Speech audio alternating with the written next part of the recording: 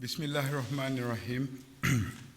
As the search for MH370 continues, we remain focused on narrowing the search area. With such strong cooperation from our international partners, the challenge is no longer diplomatic. It is now primarily technical and logistical. Because the scale of the investigation is now much more complex, the release of technical and logistical information will be handled differently. As you have seen today, this means that Malaysian Airlines will take the lead in communicating with the families. As the search area has narrowed, new challenges have arisen, including managing resources in a remote search and rescue effort, and we continue to work closely with our friends and partners as we seek to marshal more specific resources in support of the operations in that area. Last night, the Prime Minister announced that according to new analysis of satellite data, Inmarsat and UK Air Accidents Investigation Branch, AIBB, have concluded that flight MH370 ended in the southern Indian Ocean. Today, I will provide further details on how the data was analyzed as provided by us by UK AIB. This information is quite technical in nature, so although I will give you as much information as I can, I will not be in a position to answer questions about the data analysis today. We will be providing this information as a press release at the end of this press conference, and this is the info provided to us by AIB. We will accept written questions which will be answered as soon as possible. In recent days, Inmarsat developed a second innovative technique which considers the velocity of the aircraft relative to the satellite. Depending on this relative movement, the frequency received and transmitted will differ from its normal value, in much the same way that the sound of a passing car changes as it approaches the end and passes by. This is called the Doppler effect. The Inmarsat technique analyzes the difference between frequency that the ground station expects to receive and one that is actually measured. This difference is the result of the Doppler effect and is known as the burst frequency offset. The burst frequency offset changes depending on the location of the aircraft on an arc of possible positions, its direction of travel, and its speed. In order to establish confidence in its theory, Inmarsat checked its predictions using information obtained from 6 other B777 aircraft flying on the same day in various directions. There was good agreement. While on the ground at Kuala Lumpur Airport and during the early stage of the flight, MH370 transmitted several messages. At this stage, the location of the aircraft and the satellite were known, so it was possible to calculate system characteristics for the aircraft, satellite, and the ground station. During the flight, the ground station logged the transmitted and received pulse frequency at each handshake. Knowing the system characteristics and position of the satellite, it was possible, considering aircraft performance, to determine where on each arc the calculated burst frequency offset fits best. The analysis showed poor correlation with the northern corridor, but good correlation with the southern corridor. And depending on the ground speed of the aircraft, it was then possible to estimate the position at 0011 UTC, at which the last complete handshake took place. I must emphasize that this is not the final position of the aircraft. There is evidence of a partial handshake between the aircraft and the ground station at 0019 UTC. At this time, this transmission is not understood and is subject to further ongoing work. No response was received from the aircraft at 0115 UTC, when the ground earth station sent the next log-on, log-off message. This indicates that the aircraft was no longer logged on to the network. Therefore, sometime between 0011 UTC and 0115 UTC, the aircraft was no longer able to communicate with the ground station. This is consistent with the maximum endurance of the aircraft. This analysis by Inmarsat forms the basis for further study to attempt to determine the final position of the aircraft. Accordingly, the Malaysian investigation has set up an international working group comprising of agencies with expertise in satellite communication and aircraft performance to take this work forward. The new analysis I have described was convincing enough for the AAIB to brief the Prime Minister that MH370 flew along the southern corridor, and that its last position was in the middle of the Indian Ocean west of Perth. Within a few hours, the families had been informed, and the Prime Minister announced the new development to the world. As the Prime Minister stated, this type of analysis has never been done in an investigation of this sort. There remains more work to be done, and we are grateful to Inmarsat, AAIB, and the International Investigation Team who are continuing to work with the Malaysian authorities. This is a developing situation, and as soon as we know more, we will share it. Operational updates. As a result of this new data analysis, the search and rescue operation in the northern corridor has been called off. We have also stopped the search and rescue operation in the northern part of the southern corridor, close to Indonesia.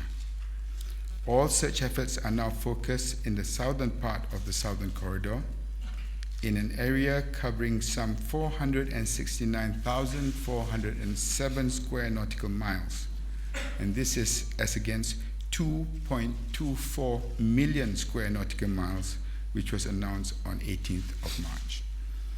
We are currently working to further narrow down the search area using the four methods I mentioned previously, which is to gather information from satellite surveillance, analysis of surveillance radar data, increasing air and surface assets, and increasing the number of technical and subject matter experts.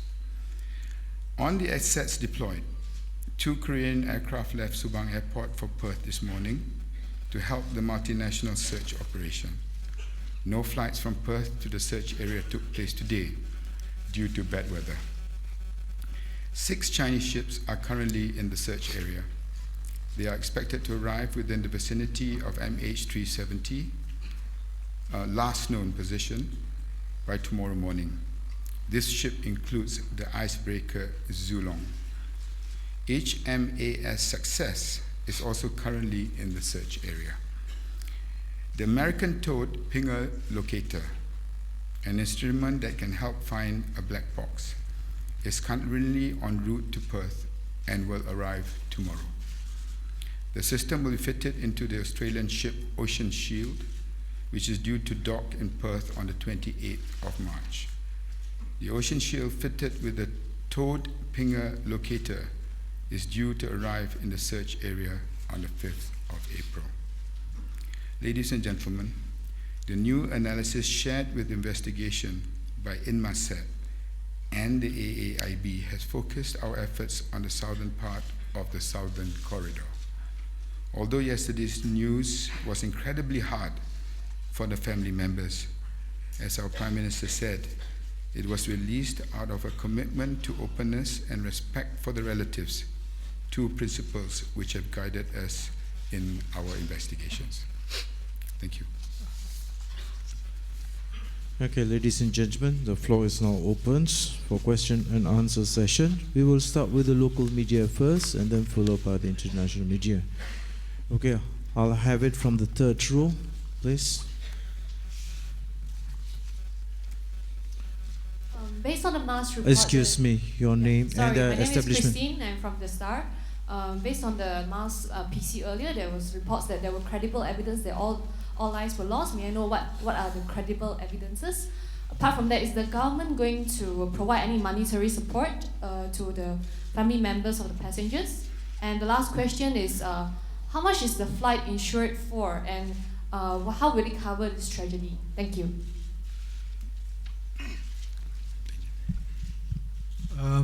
First and foremost, the flight last known position, or I call it general location, is in the middle of the southern Indian Ocean. It carries very little fuel by then, and if you were to fly onwards, there's no landmass any nearby. So that I suppose we can conclude it must have been down in the water. And that area is very remote, and we're talking about 17, 18 days.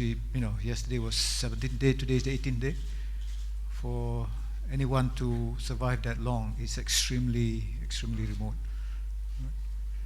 As far as the cover, yeah, we do have a general cover, and obviously this is something that we are working with the insurers right now. Okay, next questions. Yang pakai tudung tu. Thank you. Please, could you stand up? Tan Sri Sarah from Malaysia Gazette. Saya nak tanya on the simulator punya investigation dan 100 orang yang dipanggil untuk bantu siasatan. So, siasatan terhadap simulator masih lagi berjalan dan kita masih lagi menunggu laporan daripada rakan-rakan kita dari luar negara.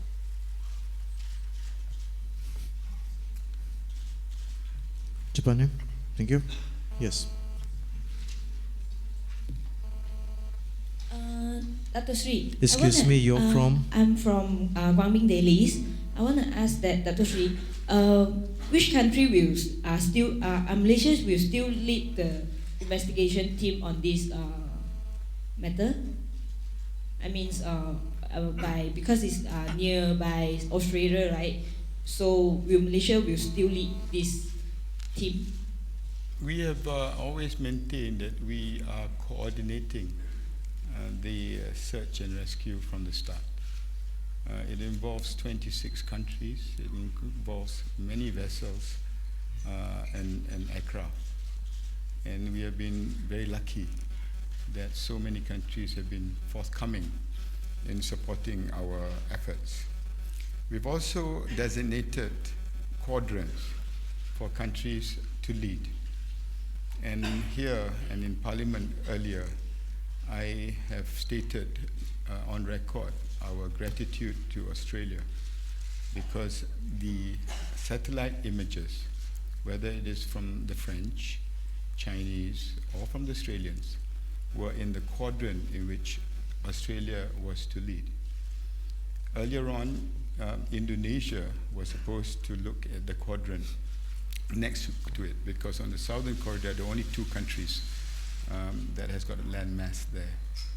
So basically, yes, we are coordinating. Yes, we are narrowing the search. That narrowing of the search involves the southern tip of the southern corridor, and the closest country, as we have decided earlier, Australia has taken a very major part in doing that. And the last few days have indicated that they've done it seriously, and I've put it on record even to our Parliament today, the gratitude for the continuous effort that they've given to these operations. Okay, in the middle. Second row.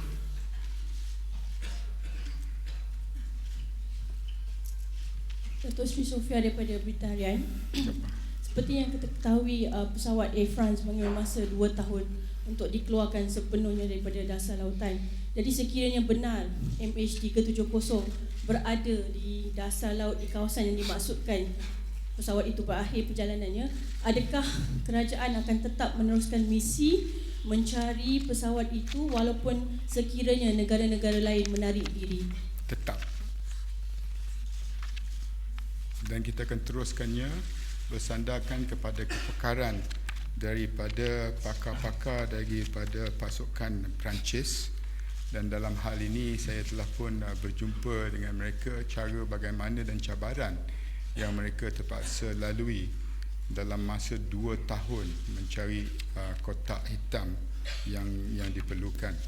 Maklumat itu telah pun dikongsi bersama dengan kita, dan maklumat itu juga dikongsi bersama dengan pasukan-pasukan yang telah kita agihkan tanggungjawab, sama ada ianya berkisar kepada keluarga, sama ada ianya berkisar kepada teknologi untuk mencari di lautan dalam, atau ianya merupakan kepada aset-aset yang lebih sophisticated yang digunakan untuk mencari pesawat Air France yang berkenaan. Okay. In that corner, second row, tengah. Assalamualaikum Datuk Seri. Saya Syimah daripada TV Al-Hijrah. Datuk Seri, berkenaan dengan sebelum ini 2-3 hari lepas ada cakap Australia mengatakan serpihan pelet kayu yang dijumpai. Adakah ia sudah dianalisa dan bagaimana dia punya keputusan? Dan satu lagi soalan saya, malam tadi Perdana Menteri dah umumkan ialah credible petunjuk di selatan koridor. Adakah pencarian di koridor utara akan ditamatkan? Terima kasih. Dah jawab dari segi koridor utara tadi, dan yang berhubung kait dengan wooden pallets pun kenyataan saya semalam, kalau lihat kepada statement yang saya buat dan saya quote di sini, we can also confirm that MH370 was carrying wooden pallets. However, there is as yet no evidence that they are related to the wooden pallets reportedly sighted in the Australian search area. Okay. Third row. Assalamualaikum Datuk Seri Gaddafi Waalaikumsalam.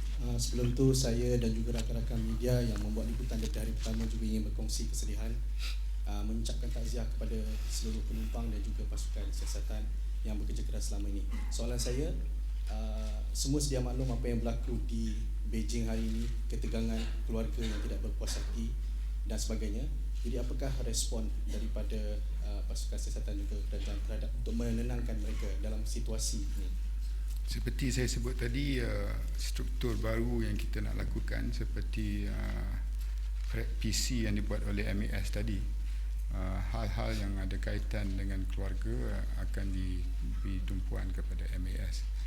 Tetapi penghargaan dan kenyataan tadi kepada pihak pasukan SAR ini, termasuk mereka yang sedang beroperasi untuk mencari dan insya-Allah menyelamat kalau sekiranya ada mereka yang boleh kita selamatkan, merupakan satu kenyataan yang amat bermakna pada kita. Kita sentiasa telus, kita sentiasa membuat verifikasi dan mengesahkan semua lead yang ada, dan kita konsisten dalam pendirian kita apa jua spekulasi di luar sana, apa jua tuduhan yang dilontarkan terhadap pasukan kita. Kita tidak berganjak kepada fokus utama kita, iaitu untuk mencari pesawat berkenaan. Dan kenyataan tadi membawa erti dan makna yang amat mendalam kepada kita, khusus yang berempat di sini dan ramai lagi di belakang kita, kerana selepas ni banyak lagi kerja yang perlu kita lakukan. Terima kasih. Second row, second last. Datuk Sri Akil from the NSD. Datuk Sri, earlier in Parliament today you mentioned that the government has plans to set up a Royal Commission of Inquiry into this MH370 incident. Can I know what is the time frame for this? How soon does the government plan to set this up, and how will this commission work in tandem with the experts that we already have on our side investigating this missing aircraft? That information is not correct. There was a suggestion to have a select parliamentary committee to inquire into it, and there was another proposal to have a royal commission. I said I was not in a position to make a decision myself at that particular time, but what I did confirm is that the Royal Malaysian Air Force is conducting its own inquiries. The Ministry of Transport is now looking at members of an inquiry board that we want to set up. And there are other initiatives that looking forward where we can actually look from the experiences that we have gone through to share with all the members interested, because it is an unprecedented case here. As Malaysia moves forward in that respect. All these issues, I believe, and I've instructed my Ministry of Transport to raise in the Cabinet meeting on Friday, so we'll have a stronger indication of what we decide once the Cabinet meets in a couple of days' time. Okay, ladies and gentlemen, now we'll go to the international circuit itself. Please, Zaki. No, ya. Kat belakang tu. Thank you. I'm from Norwegian Broadcasting. I wonder if you find some parts of the wreckage in the southern corridor, will they be brought to Perth, set up there, assembled and analyzed there, or will you transport them to Kuala Lumpur and investigate them here? As I mentioned earlier, that particular quadrant, the one that's taking some leadership, is the Australian authorities. So I presume, I cannot confirm that, I presume that any debris that is discovered in those waters will be brought to Australian soil, but I need to verify that. Of course. Zaki, ke depan ya, please. Thank you. I'm Seth Doan with CBS News. Hi. These are very elaborate calculations you've gone through in some detail, but in essence you're saying to family members, please trust our math. A lot of family members do not find any closure here yet. They want to see real proof. What do you say to family members who say, we need more than calculations? I know, and I've always been consistent in saying to the family members, my only problem is giving them answer to the question that they really want to know, which is where their loved ones and the MH370 is.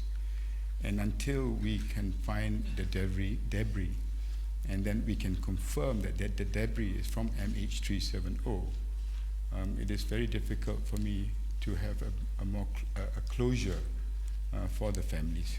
But what I have indicated to them yesterday, and it's been consistent with the position of the Malaysian government, is that we will do everything within our powers, and this time with 26 other nations, to reduce that search area and narrow it.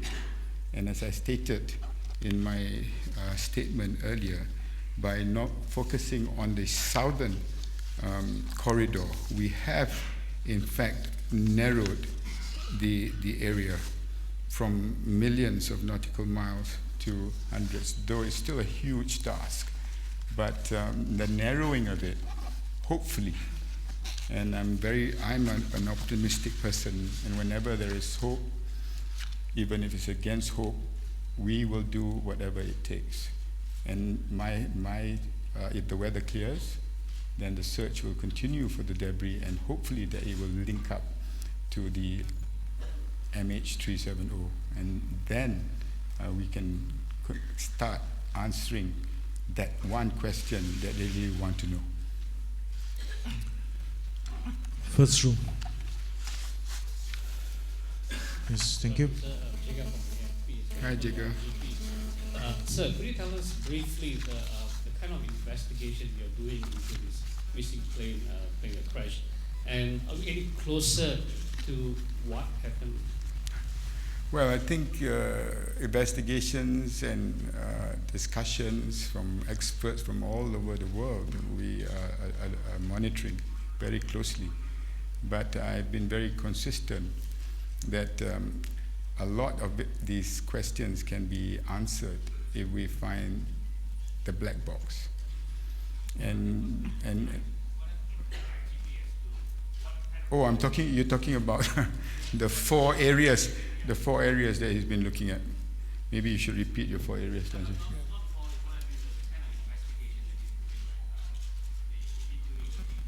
Oh, I see. All right, all right. Well, again, the area of focus is still the 4 areas, and I'm not ready to release any findings as yet because that would jeopardize the ongoing investigations. Okay. The one at the end there, please. No, second last row. Yes. Yeah. Hello, I'm from Northeast Beijing, China. Hi. And we now announce the family in Beijing Lido Hotel are very sad and very angry after they hear the yesterday's message. So what will they do and where will they go? Before I pass that to AJ, I can just confirm that the high-level team that was in Beijing, and which I announced will be leaving to Beijing again today, will, it's confirmed, will be leaving tonight. As far as the family members in Beijing at Lido Hotel, as Datuk Sri mentioned, the high-level delegation will go there. One of the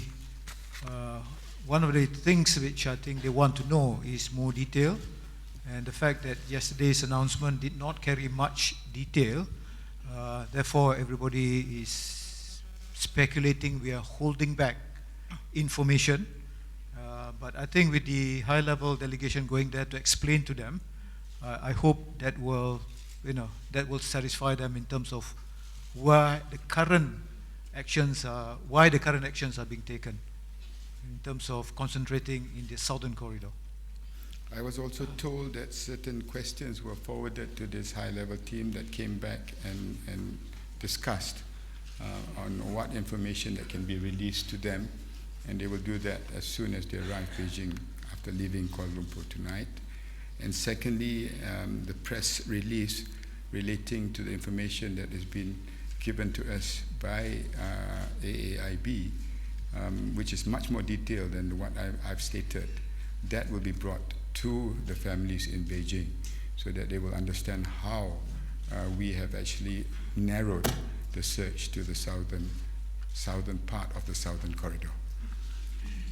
Yes, please. Please, yes, gentlemen, standing. Good afternoon, this is Shomik from the Week magazine. Thank you so much for disseminating all this information like this to the media. After the developments yesterday, one thing has now come across is that the plane has gone down somewhere in the southern Indian Ocean. At this point, are you looking at the reason behind how the plane reached there? How did it deviate from its original course, and those things, some of the police investigation aspect also, if you could hear on what is going about the interrogations that the police may have already conducted so far? Yeah, on my case, on my part, I've always been persistent and consistent about trying to locate the plane based on corroborated and verified information. And we've gone through a whole journey from the South China Sea to the Malacca Straits, right down to the northern-southern corridor, now to the southern corridor. And it involved a very complicated process of looking at satellite, radar, military, civil, primary, secondary, vessels, investigation, and all sorts of leads that needs to be corroborated at that particular point in time. So that will continue. And this is something that I've assured everybody that the process in which we want to get to where the possible location of MH370 has been a process that we have never moved away from, notwithstanding the speculation, notwithstanding the allegations, notwithstanding all sorts of leads that despite my request that it may jeopardize the investigation and it may affect the family's concern, but that went on. Now we're in an area where we will look at specific assets because the waters there are deep. And the location of the black box requires specific equipment. And the pink locator, whether it's towed or is in the vessel, as I said, the US have been kind enough to assist us on that. And immediately after this PC, I'm meeting representatives from PECOM, which is the Pacific Command, to discuss exactly that. Third row. Yes, please. I'm from China Dragon TV, Shanghai Dongfang Weishi. It is said that Inmarsat sent the satellite data to Malaysia on March 12. Why you choose yesterday to make the announcement? And has there been any other factors that influence you chose the timing of making the announcement? And why you can get the result that no people survived?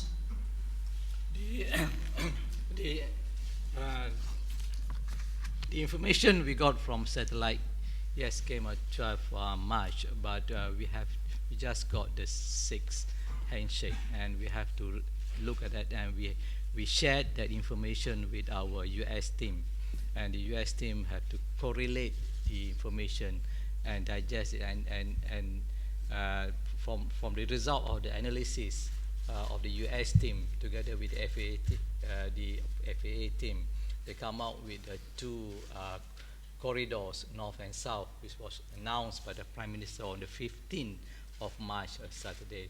And it takes that long because there's a lot of work to be carried out to analyze that 6th handshake. And the information that we got in Inmarsat yesterday was a refinement of that information of the handshake, and that's been refined again, to be refined again, as mentioned by the Minister in the statement. Can I just also remind you that we received satellite data from China involving sightings in the South China Sea, which made us detract ourselves from the search and rescue to search areas which we've already searched, and it was found to be negative. Okay, on this side, third row.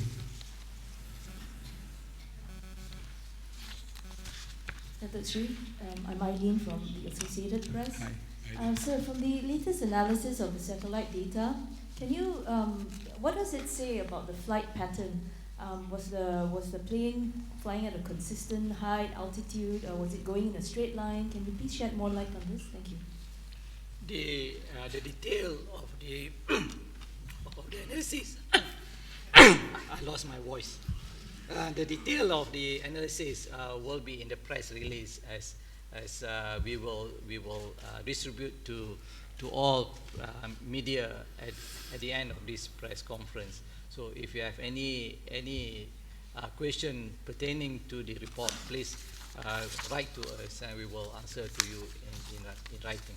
The press release that is going to be released to you will be much more detailed than the one that I stated, and this is the information that was provided to us by AAIB. I think there's a lot of information for you to digest also. So after digesting it, I think that it's only proper that you forward in the questions overnight so that we can answer them tomorrow. Thank you very much, gentlemen. Thank you, ladies and gentlemen. That's the session for today. We'll meet again tomorrow.